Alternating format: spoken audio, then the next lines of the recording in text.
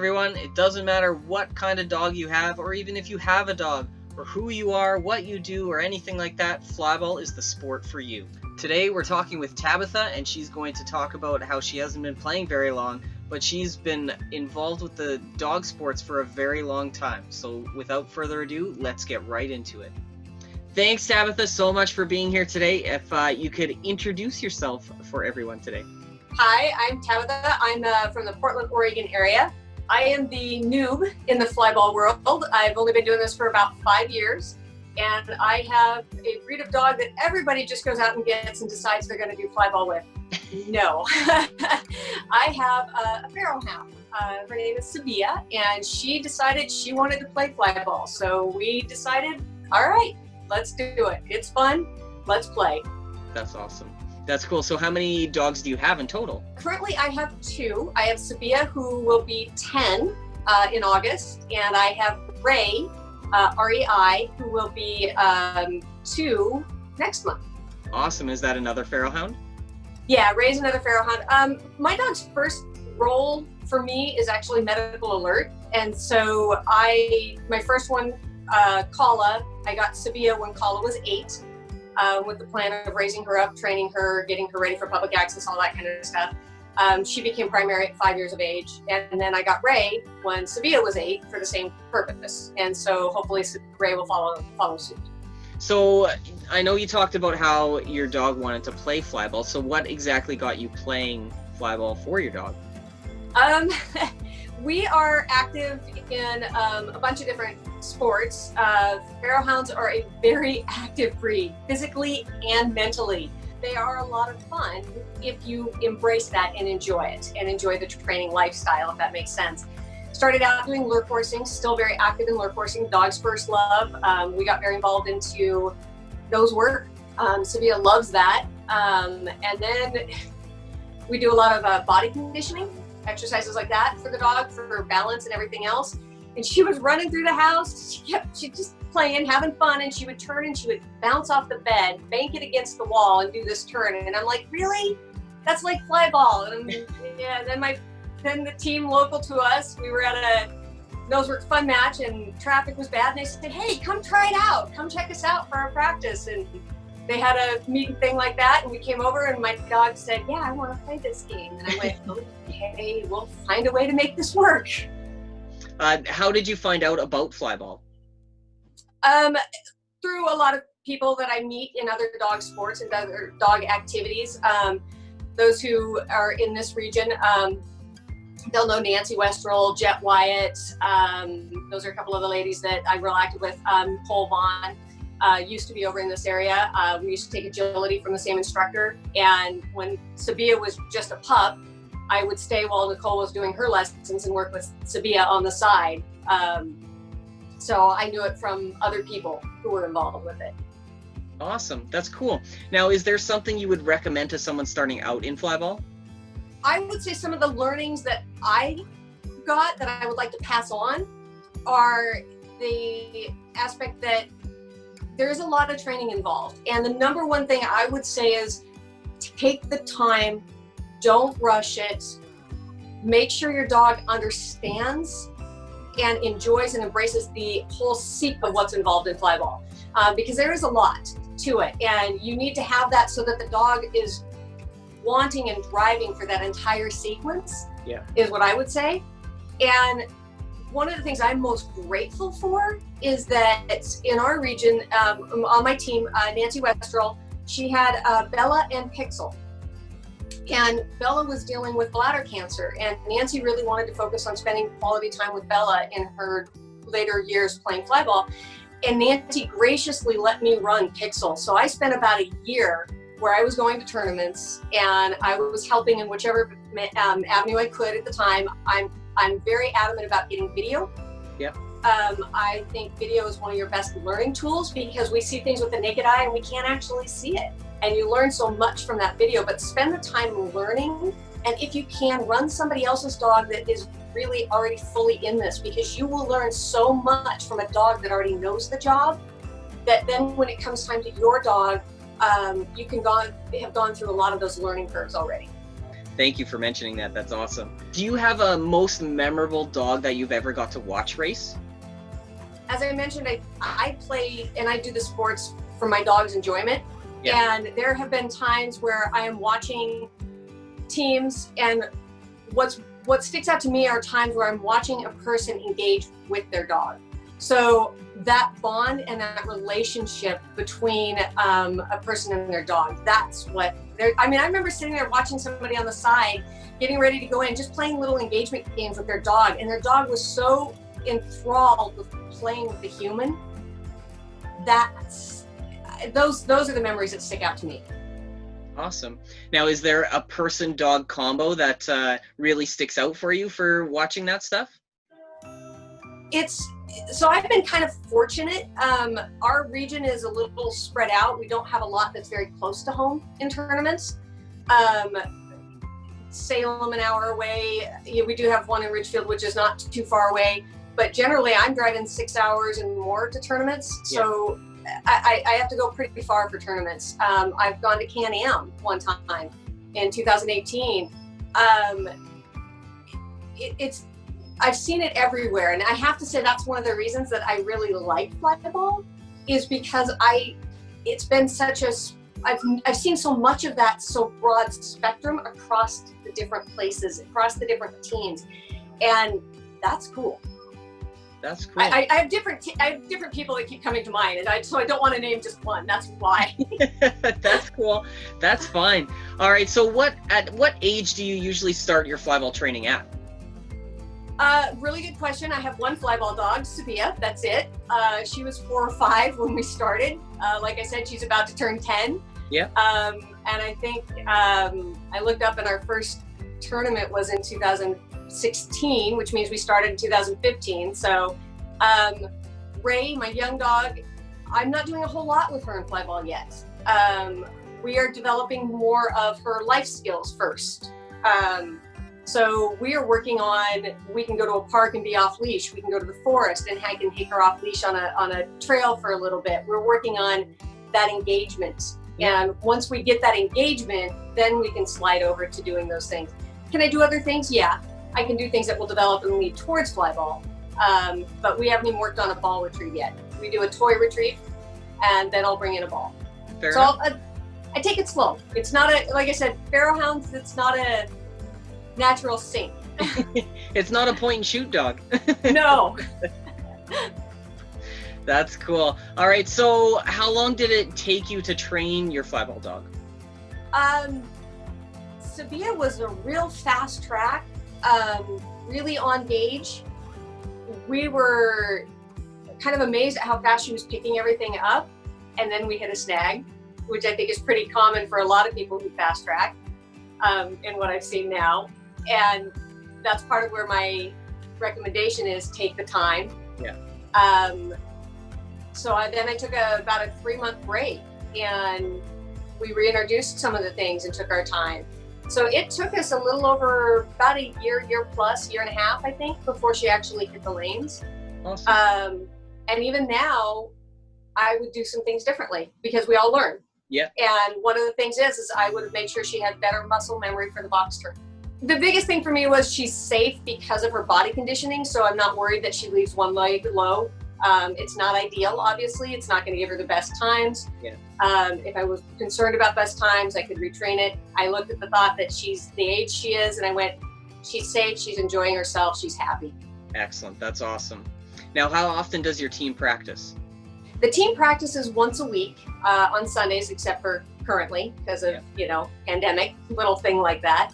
Our county has just opened up to a phase that allows the training center to reopen.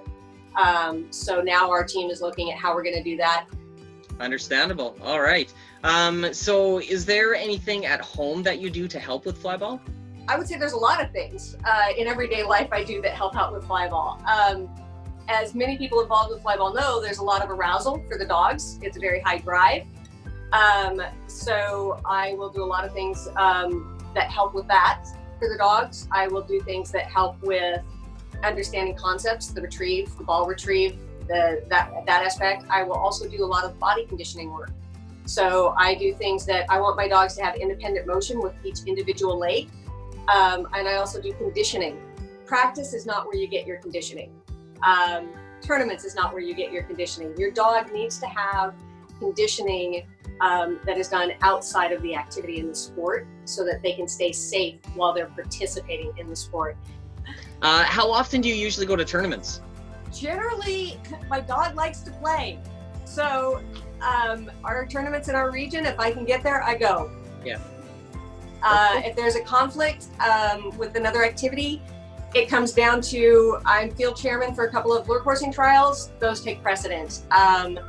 In nose work, she competes in NACSW. She is at Summit League, which is the highest league. She has a Summit title, but she only can do 2 trials a year. If they're available, if there's a conflict, I've missed a local trial for a Summit trial, but that's about it. My dog wants to play flyball. She loves it. That's awesome. So what would be the furthest you've traveled for flyball? Would that be Can-Am? Can-Am, 2018. My friend, so Sabia loves flyball so much that my agility trainer saw how much Sabia loves it and went, I think Jen might like this, and she brought her border collie in, and so now our team has a 3.9 second border collie. Hey. And we actually, the two of us, I utilized like I mentioned, I worked at the same company for a long time, and so I utilized a perk that we get at work where we get points and that kind of stuff. I turned those in for us to get flights and be able to do Can-Am. And so we did Can-Am on a budget, and we joined up with Good to Go.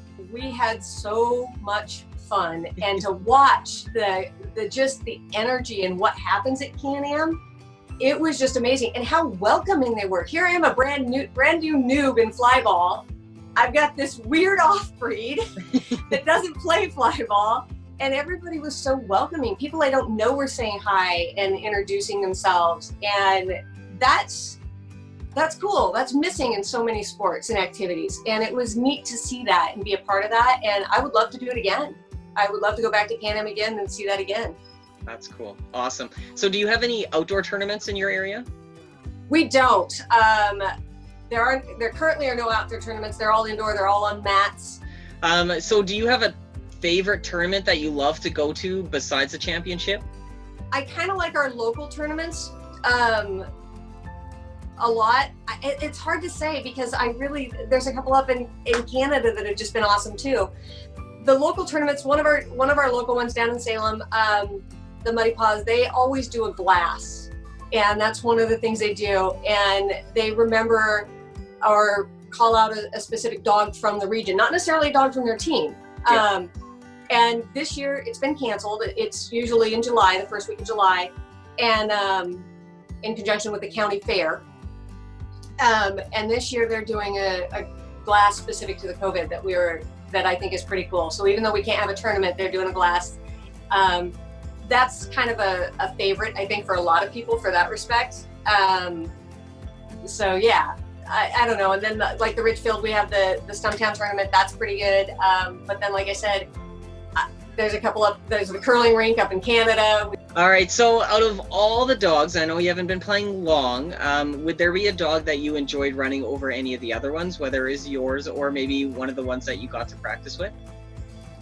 Probably everybody says it's their own dog. Yeah.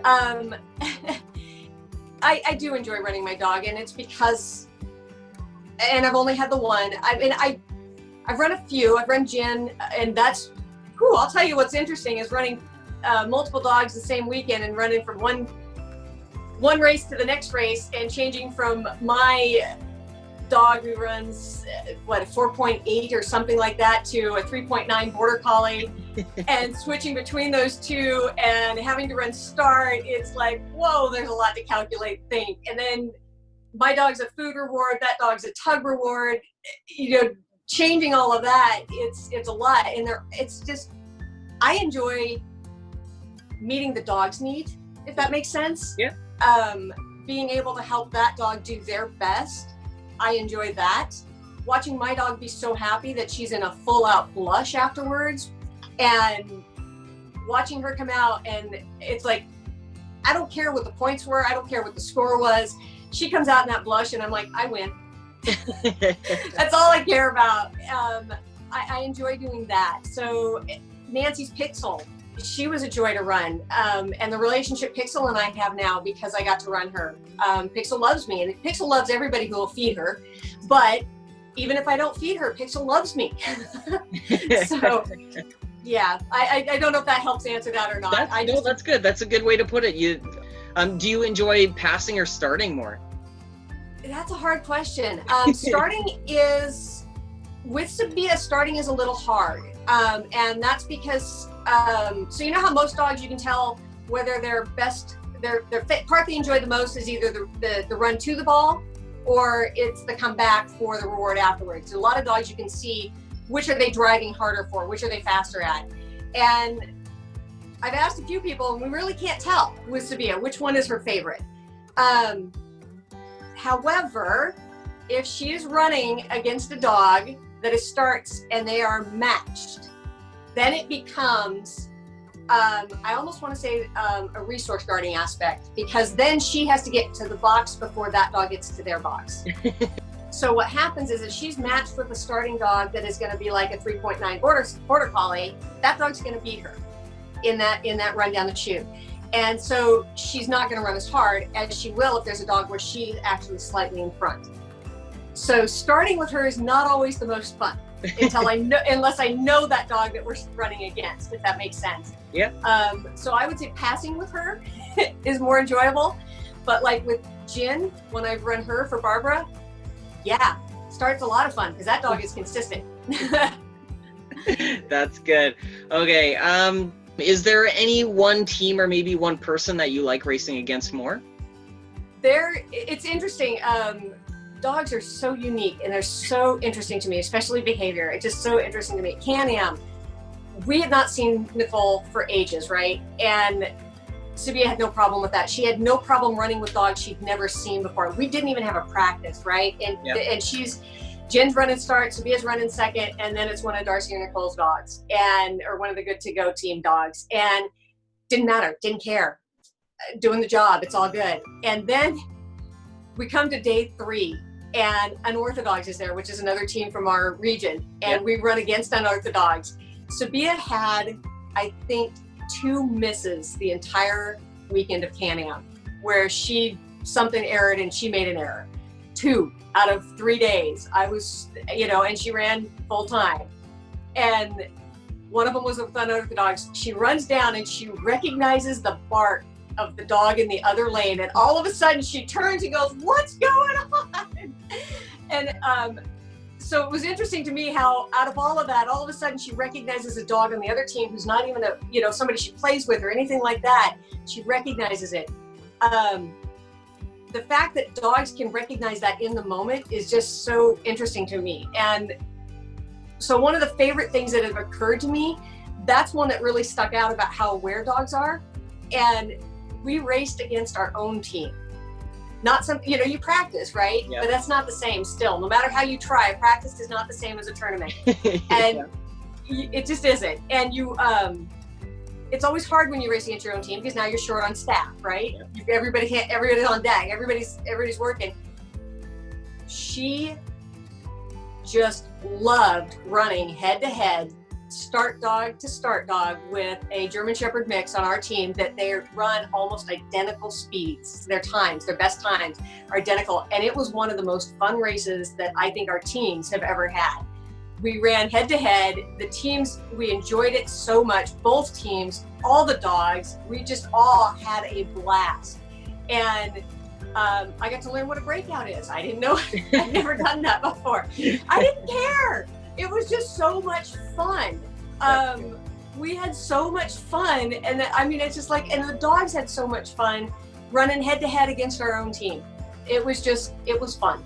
Excellent. That's good. All right. Is there a team out there that you haven't been able to watch yet that you would still like to? I would be interested in watching some of, and the truth is I did get to watch them at Can-Am. I just didn't know who I was watching. Yeah. Are some of the people who do a lot of the training and a lot of the training videos, a lot of the training feedback and stuff like that. At Can-Am, I did watch a lot of teams, so I know I've actually watched them without knowing I was watching them then. if that makes sense, because the awareness wasn't there. So yeah, that's part of why I'd like to see Can-Am again. Now I have more knowledge, now I have more of awareness, and I can put more of that together. And so I kind of like to see more of that, because then I can learn more from it. For sure. All right. So what would be one of your earliest memories of Flyball? The first time to see it, just kind of it's a lot to take in if you don't know what it is. The first time you go see it, there's a lot to watch and see. And because of having other experience with other dog sports, the first job I started doing was actually the record sheet, filling it out and doing all of that. Which then got me to, I'm going to be recording these because I miss things, and then I miss what happened, to be able to say why the ball was dropped, why the dog went wide, that kind of stuff.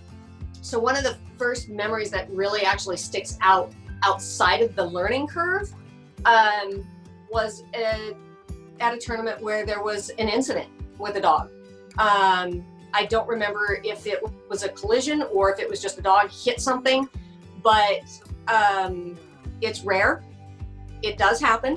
Injuries can happen in any sport, in any activity. Everybody's concerned.